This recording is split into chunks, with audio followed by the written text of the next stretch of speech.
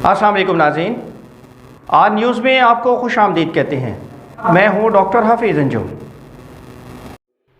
राजनपुर से bureau chief Salim Qureshi की report के मुताबिक पंजाब की तारीख में पहली बार तहसील जामपुर में थैलीसीमिया के बच्चों को खून लगवाए बगैर कामयाब इलाज हो रहा है।